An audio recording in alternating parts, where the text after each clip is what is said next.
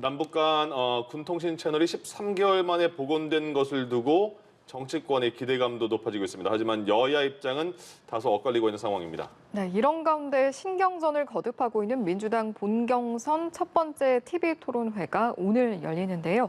관련 내용을 포함한 정치권 이슈들 김성환 시사평론가, 이장일 전 국회의원과 함께 짚어보도록 하겠습니다. 네, 어서 오십시오. 안녕하십니까? 안녕하세요. 예, 작년 6월에 남북 연락사무소 북한이 폭발을 했고요. 그 이후에 어제 10시부터 남북 간의 통신선이 복원이 됐습니다. 10시부터 이제 하루에 2차례 연락을 하는 거잖아요. 그 친서가, 남북 정상의 친서가 중요한 역할을 했다고 하는데 일단 이렇게 이루어진 상황 어떻게 보십니까? 일단 남북 대화를 할 수 있는 이 복잡하게 꼬여 있는 실타래를 풀 실마리를 찾았다 이렇게 생각이 되고요. 네. 굉장히 좀 반가운 일입니다. 근데 뭐 남북 그 연락선 채널을 복원했다고 해서 곧바로 남북 대화가 되는 건 아니거든요. 예. 왜냐하면 과거에도 연락선 채널은 살아있지만 남북 대화가 안 이루어졌던 적도 굉장히 많이 있기 때문에 네. 그런 건데요.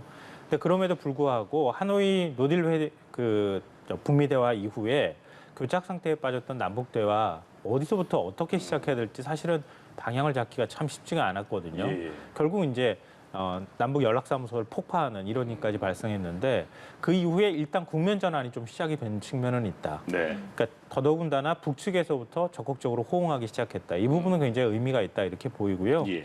이제 이 실마리를 찾았으니까 하나하나 이제 실타리를 푸는 작업을 해야 될 텐데 네. 가장 큰 걸림돌은 아마 8월에 있을 한미 군사 연습이 될 수밖에 예. 없을 것 같습니다. 그동안에 이제 북미 대화가 이루어지지 않은 상태였기 때문에 군사 연습을 통해서 한미 간의 군사적 대응 움직임을 살펴보고 난 다음에 그다음에 다음 단계로 넘어가겠다. 이게 북한의 의도일 가능성이 매우 높거든요. 네. 더군다나 정전협정일에 연락선을 복원을 했단 말이에요. 이거는 군사적인 측면에 있어서 그동안에 종전협정을 체결하자. 이 부분을 북쪽에서 굉장히 많이 요구를 해왔기 때문에 군사연습 문제에 굉장히 큰 관심을 가질 수밖에 없을 것이다. 그러니까 그것에 따라서 향후 남북 관계가 어떻게 풀려나갈지 이게 시금석이 될 것이다라고 생각합니다. 예. 8월은 일단 지휘소 훈련이라고 하니까 어느 정도 반응을 보일지 궁금해집니다. 일단 다행이라는 생각이 드는데 어떻게 평가하세요? 그러니까 대화가 필요하고 네. 대화를 하는 것 자체는 뭐 누가 뭐라고 그렇죠. 하긴 어렵죠. 예. 그런데 이 지금 통신 연락선을 끊었다가 재개했다가 이런 일이 반복되는 게 지금 북한에 의해서 6번째거든요. 그렇다면 북한은 왜 갑자기 또 이런 일을 했을까라는 북한의 소위 속셈은 우리가 정확히 간파를 해야 된다. 네네. 물론 정부에서도 분석 작업을 하겠지만 지금 북한은 뭐 경제 위기가 굉장히 심각한 걸로 알려지고 있습니다. 게다가 이제 코로나 상황까지 겹쳤기 때문에 또 한국은 내년에 3월 9일 대선이 있죠. 예. 그다음에 미국에서는 트럼프 행정부가 조 바이든 행정부로 바뀌었고 이제 이런 것들 때문에 북한이 일종의 전략적인 소위 전술로 나오지 않았나 이런 생각이 들고 예. 우리는 우리로서 분명히 주장할 건 주장을 하고 관철을 해야 된다. 그러니까 결국 남북 대화의 최종 목표는 뭡니까? 북한이 가지고 있는 이 대량 살상 무기, 핵무기와 그거를 실어 나를 수 있는 소위 미사일. 이 문제 해결해야 되는 거 아니겠습니까? 그거를 해결하기 위한 그 길로 가는 거. 이게 필요하다. 그다음에 우리 입장에서는 그렇죠. 북한이 작년 6월에 갑자기 이제 통신 연락선을 이제 단절을 한 다음에 개성의 연락사무소 폭발을 했습니다. 그거에 대해서 우리는 북한에 대한 책임을 물어야 되는 거예요.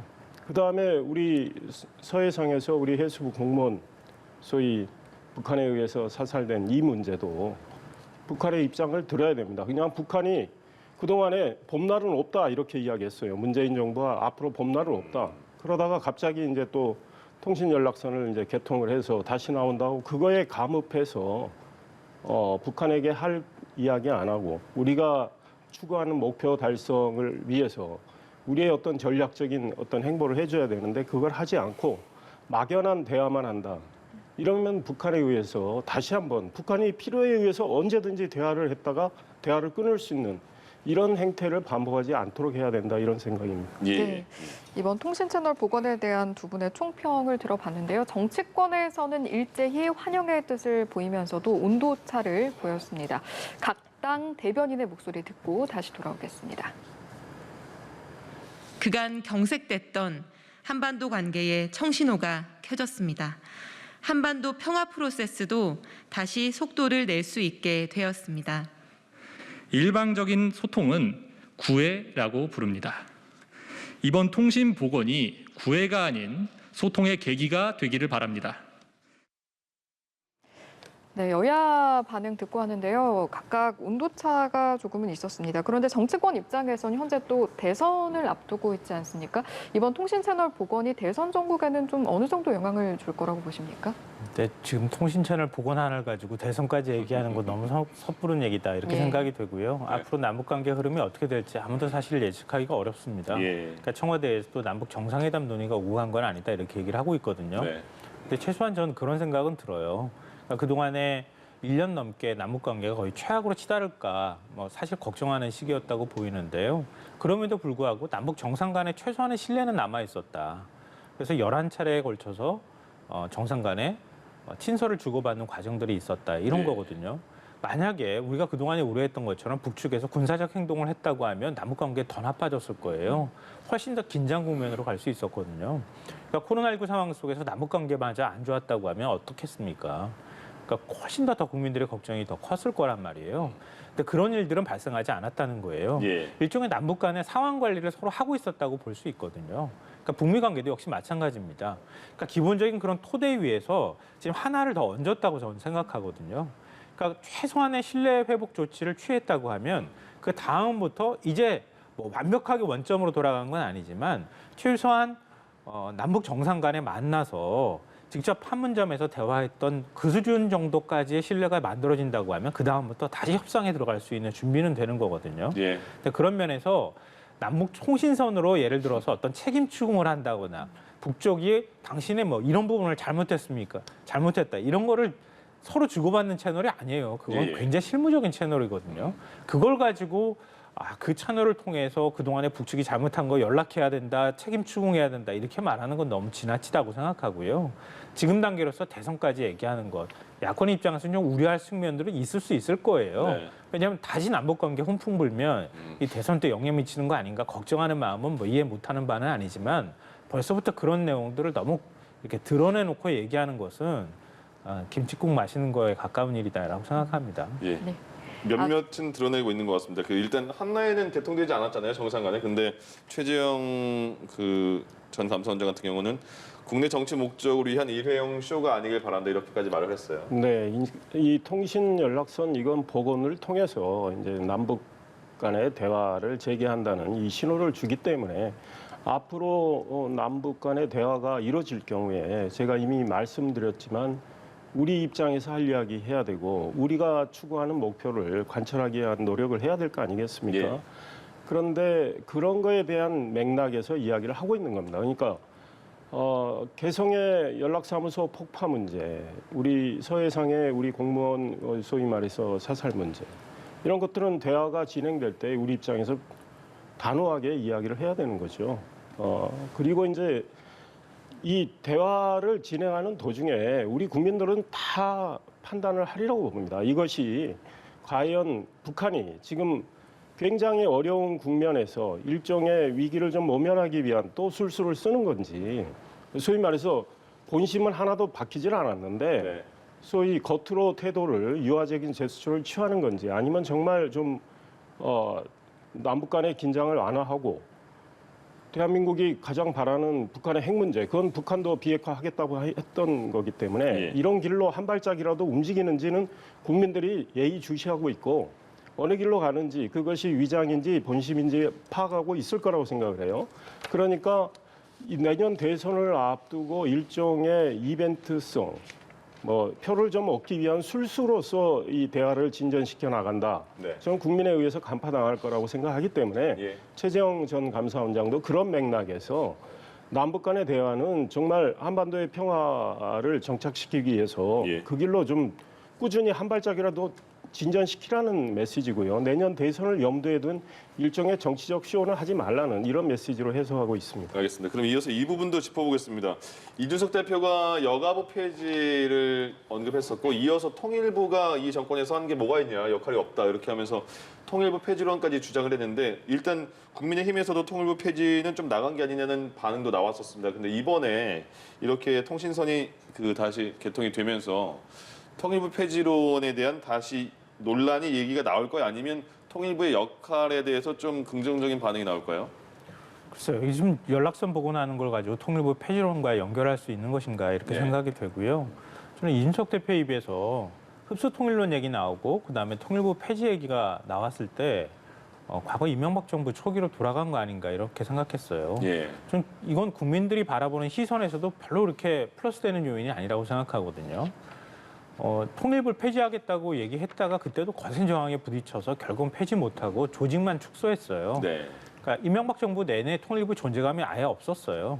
남북 대화도 없었고요. 그럼에도 불구하고 뒤에서는 남북 간의 대화를 하는 데 있어서 뭐 금전적인 뭔가 있었다. 뭐 이런 이제 폭로가 나오기도 했었는데요, 나중에. 그러니까 그런 것처럼 통일부 폐지를 일종의 이제 흡수 통일론과 연결되는 하나의 징검다리 형태로 이해할 가능성이 굉장히 높다는 거예요. 그러니까 안 좋은 시그널인 겁니다. 그러니까 우리 사실은 이게 이제 숙명 같은 거잖아요. 그러니까 어찌 됐든 간에 한반도 역사가 지금 이렇게 분단의 역사가 만들어졌고요. 남북 간에는 공정 공생을 해야 될 수밖에 없는 위치에 놓여 있습니다. 지정학적으로도 우린 지금 섬나라에 살고 있기도 하고요. 대륙과 떨어져 있는 나라이기도 합니다. 예. 어떤 방식으로든 그걸 우리가 뚫어야지 앞으로 우리 후손들도 대륙으로 진출할 수 있는 기회가 열리는 거예요. 이건 단순히 뭐 한 민족이기 때문에 통일한다 이런 차원을 뛰어넘는 거라고 저는 생각하거든요. 근데 그런 것들을 주도적으로 풀어나가는 기구가 우리 정부 내에 없다. 그거 어떻게 이해해야 되겠습니까? 그러니까 그리고 그 정도의 상징적인 조치조차 취할 수 있는 아량이나 아니면 그 정도의 이해력이나 의지조차도 없다고 하면 그걸 국민들이 어떻게 받아들이겠습니까? 예. 저는 굉장히 부정적으로 평가할 거라고 생각하거든요. 그러니까 국민의힘 내부에서도 반발하는 목소리가 나온 거라고 생각합니다. 그러니까 흡수 통일론을 가자고 하면 남북 대화 아무것도 안 될 거고요. 남북 뭐 비핵화 협상도 그렇고 아무것도 저는 안 될 거라고 봐요. 왜냐하면 협상 파트너를 인정하지 않겠다는 얘기거든요. 당신들 인정 안 하고 언젠가 우리한테 두 무릎 꿇고 들어올 때까지 우리는 기다리겠다는 얘기가 되는 거거든요. 예. 세계 역사에서 이렇게 압박해서 스스로 무릎 꿇은 사례가 있습니까?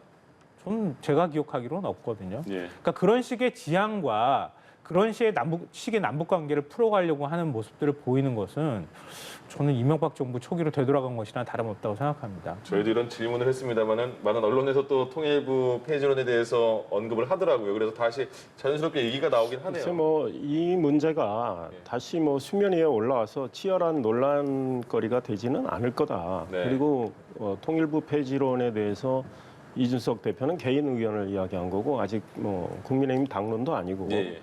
다만 이준석 대표가 통일부 폐지를 이야기한 건 통일부가 제 역할을 하지 못했던 이런 것들에 대한 신랄한 일종의 비판의 맥락에서 이야기를 했다. 네.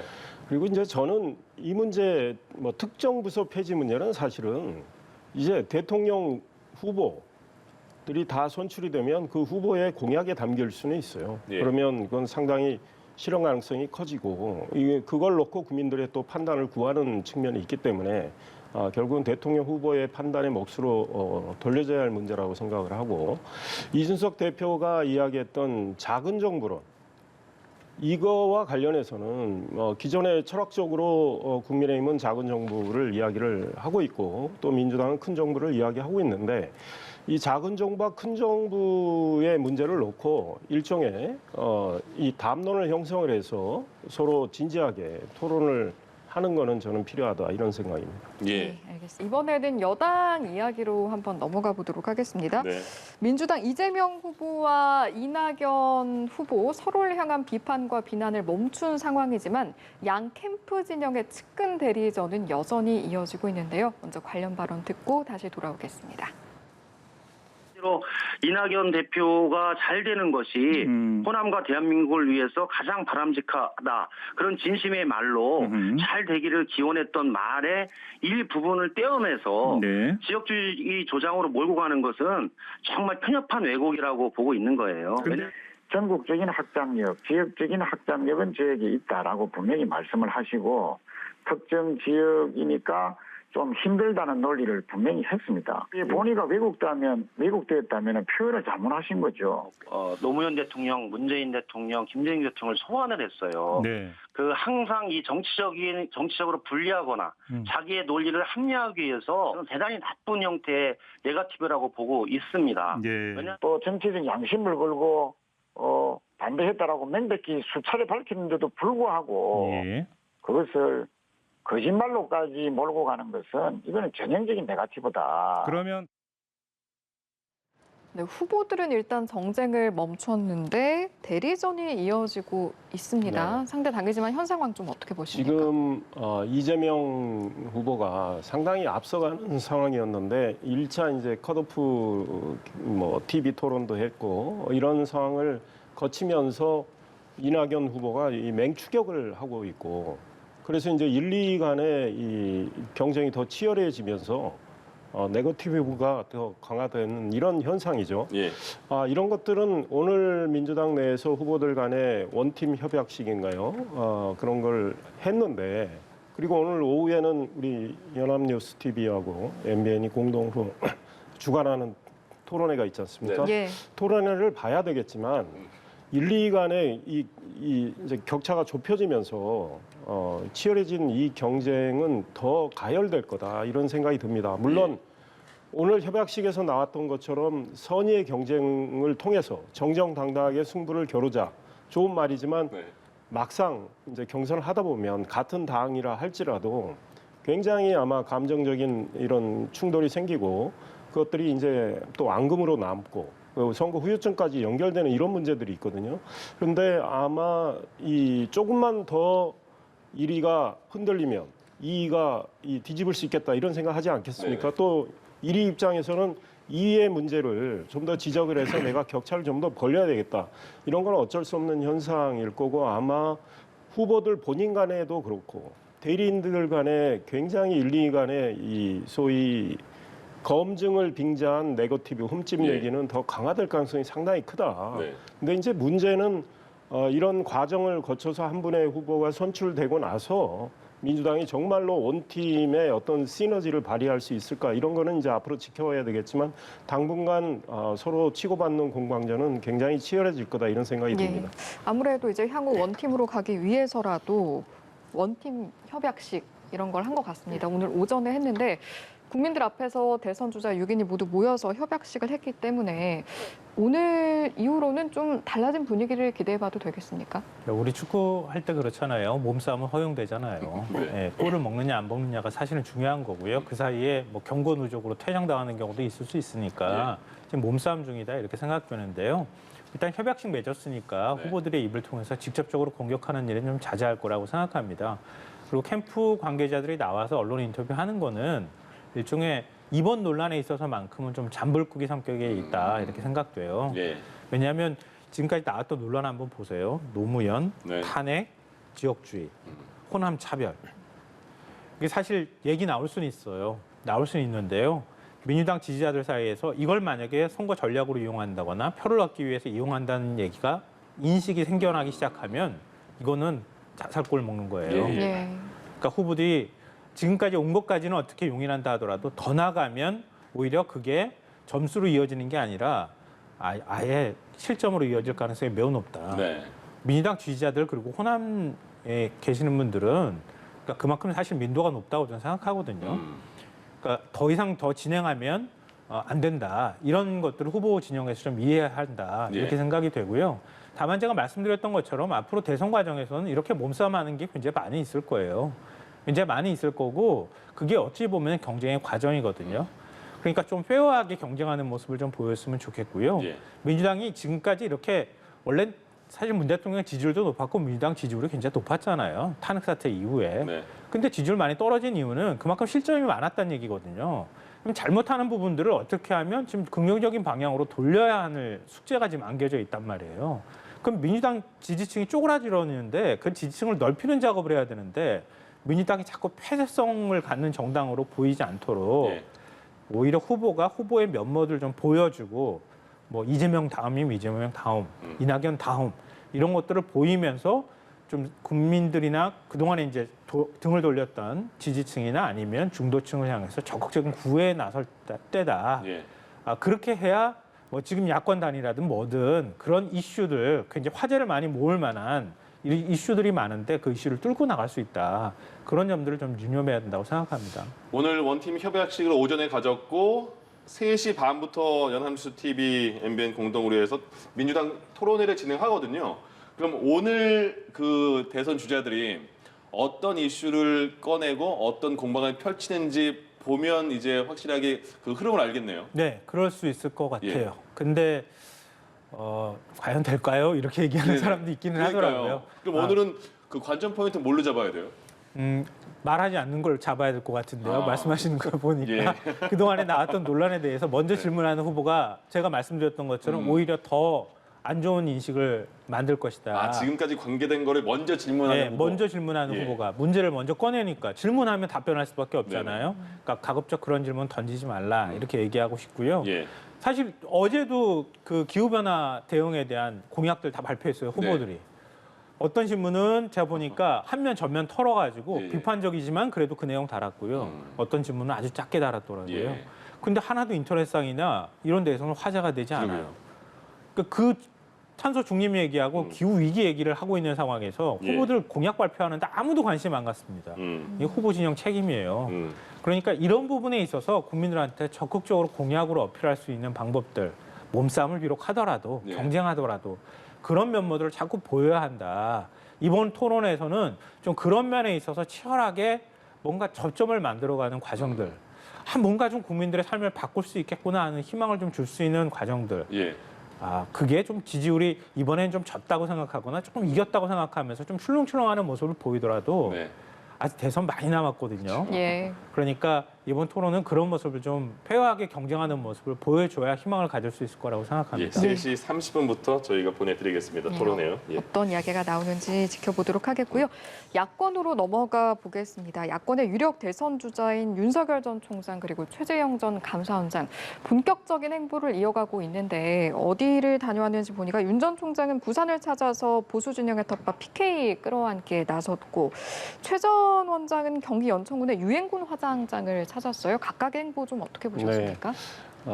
일단 최재형 전 원장은 국민의힘에 빨리 입당을 하셨고 네. 윤석열 전 검찰총장은 아직 입당을 하지 않은 상황에서 이제 국민의 말씀을 듣는다 이 행보를 하고 있는 예. 과정입니다. 그래서 뭐 특정 지역을 간 거 가지고 의미 부여할 이유는 없다. 왜냐하면 전국을 다 다니실 예. 테니까요. 네네. 다만 최재형 전 감사원장 입장에서는 이제 어제는 그 유엔 총전의 날. 소위 그렇습니다. 예, 예. 그날에 맞춰서 본인이 또 아버님도 그렇고 소위 한국 전쟁 때 첫 해전의 승리로 이끄신 분이죠. 얼마 전에 네. 돌아가셨지만 그 대한민국 안보 문제에 대해서 확실한 입장을 밝히면서 현 정부에 물음표를 던지고 있는 거거든요. 윤석열 전 총장의 경우는 부산에 내려가서 소위 이제 민생 행보도 하고 부산 지역 민심도 또 부산 지역이 바라는 예. 어떤 지역 발전에 대한 의견도 듣고 이런 과정에 있는데 이제 두 분이 오늘 최재형 전 감사원장이 오늘 아침에 네. 윤석열 전 총장에게 우리 만나서 한번 좀 이야기를 해보자. 어때요? 그리고 그 정권 교체를 위해서 우리가 각각 합심 협력을 해서 힘을 좀 모아서 정권 교체 그 길로 가보자 이런 취지의 이야기를 했습니다. 예. 윤 전 총장 측 반응은 아직은 안 나온 것 같아요. 네. 그런데 이제 이런 것들을 통해서 서로 주도권 경쟁을 하고 있는 겁니다.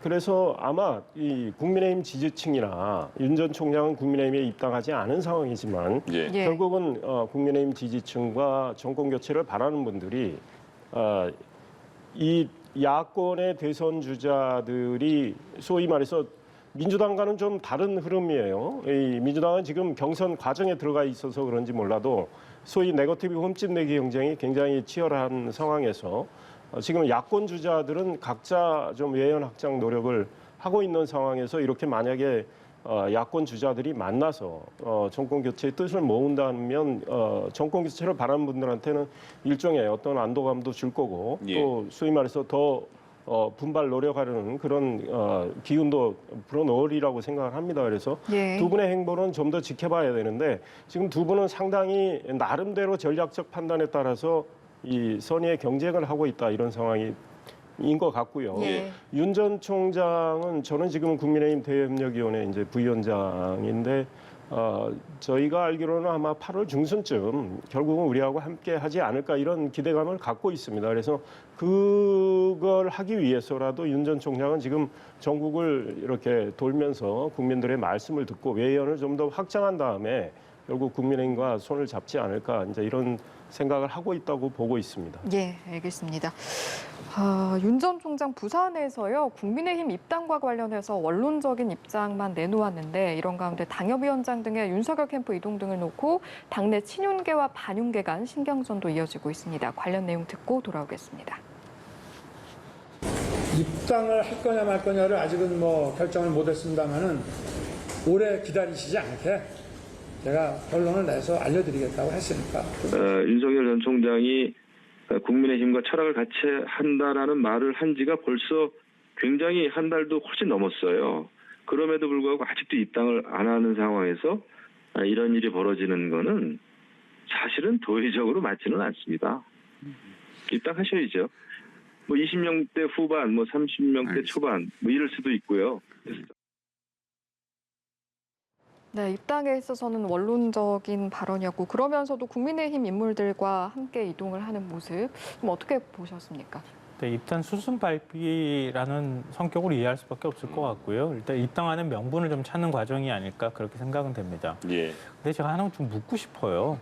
만약에 여당 후보가 지금 코로나19 상황에서 부산 가서 그것도 대낮에 국밥 먹으면서 소주를 반주로 곁들여면서 술을 마셨다. 그랬다면 국민의힘에서 뭐라고 논평 냈을까요? 전 좋은 얘기 안 나왔을 것 같아요. 이런 상황에서 저렇게 많이 사람들 이렇게 우르르 몰고 다니는 모습, 이 방역수칙에 맞는 겁니까? 한번 인터넷 들어가서 관련 기사를 한번 밑에 댓글 봐보십시오. 뭐라고 어떤 반응이 올라오는지. 이게 과연 맞는 건가? 최 전 원장 굉장히 조용하게 지금 행보하는 것. 예. 그러니까 그렇게 움직여도 지금 모자랄 판에 저렇게 막 세과시하듯이 저렇게 움직이는 게 예. 이런 상황과 맞는 것인가 네. 이런 부분에 대한 의문을 하나 갖고 있고요. 또 하나는 윤 전 총장이 지금 태세가 바뀌었잖아요. 본인의 입으로 메시지를 계속 던져왔어요. 네. 자기의 윤석열이 듣습니다 이런 메시지를 통해서 민심 청취를 스스로 하다가 지금 자기의 메시지가 나오는 게 아니라 국민의힘의 세력을 빌려서 메시지를 던지고 있어요. 국민의힘 사람 만나서 메시지 던지고 뭐 예를 들어서 서울시장, 부산시장 만나고 이런 방식으로 움직여가고 있거든요. 그러니까 혼자서 하기에 버거운 거 아닌가. 그러니까 그래서 국민의힘의 힘을 빌려서 지금 지지율을 유지하고 예. 이럴 필요가 있다. 이렇게 전략적 판단을 한 것으로 보입니다. 근데 이 얘기는 국민의힘의 필요성이 더 커졌다는 얘기가 되는 거거든요. 그러니까 자연스럽게 국민의힘으로 입당하는 수순으로 들어가는 것이라고 생각되고요. 예. 만약에 지금 예측하는 대로 8월 중순 이전까지 뭐 지금 이준석 대표 여름휴가 하니까 네. 10일 이전에 입당해야 된다는 얘기 하던데요. 그 전까지 입당을 결단하지 않으면 아마 분란이 일어날 가능성이 굉장히 많고요. 그리고 지금 최 전 원장을 비롯한 국민의힘 내부 후보들 입장에서 굉장히 불편할 거예요. 이거 페어하지 않아요. 공정하지 예. 않아요. 이건 게임이. 왜 당박 주자를 끌고 오지도 못하고 확신도 예. 지금 주지 못하는데 당 안에 있는 주자들 키워주지도 않아요. 근데 지지율이 아주 낮지도 않아요. 최 전 원장은 제가 볼 때. 그러니까 그 후보를 키워나가는 것도 아니고 당박 후보한테 다 관심이 쏠려서 나가는 게 이게 네. 공정합니까? 원외 당협위원장들이 막 그쪽 캠프로 들어가고 이건 당의 규율이나 질서를 흐트리는 거예요.